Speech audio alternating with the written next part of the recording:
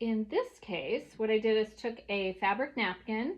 I bought a pack of 12 and was able then to take this fabric napkin, put my gift inside of it, wrap it up just kind of like a Tootsie Roll, like you would have done for, I don't know, your kids when they were small. Feels like I did a lot of this.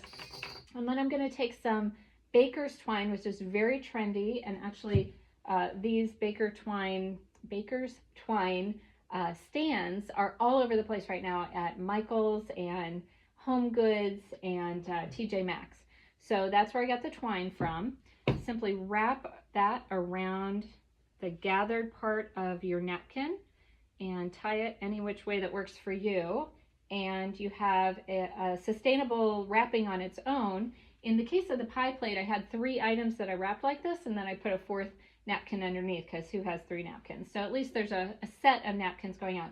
So not only is there a gift, but the container itself is part of the gift, and I always love it when I can do that.